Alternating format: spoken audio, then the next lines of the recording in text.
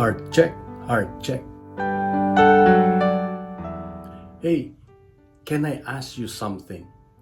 When was the last time your pride damaged a relationship? Because sometimes we want peace, but we refuse to humble ourselves first. You know, in today's gospel, Jesus Christ prays that they may all be one. That's his prayer. Before his suffering, Jesus prayed for unity, for love, for connection. And honestly, that hits deeply today.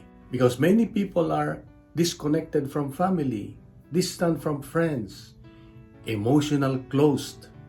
Not because love disappeared, but because pride became louder. Pride became louder. You know, I realized something. Sometimes healing begins with one humble step, one message, one apology, one conversation, and one decision to stop feeding resentment. Because life is too short to always need to win. Di mo na kailangan palaging gustong manalo. Kasi ang buhay natin very short lang. Sayang.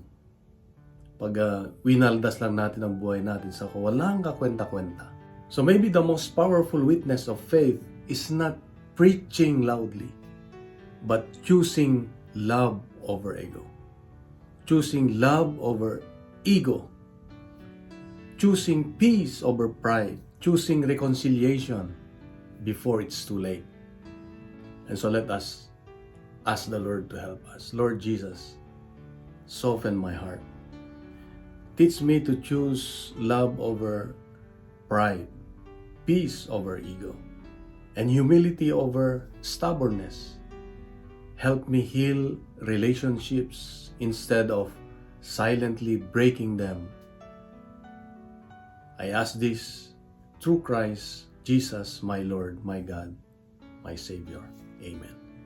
In the name of the Father, and of the Son, and of the Holy Spirit. Amen. May I request to please share this gospel reflection to your friends, relatives, and to your community. Let's fill social media with good news, not bad news, not fake news. And let's make the Word of God go viral.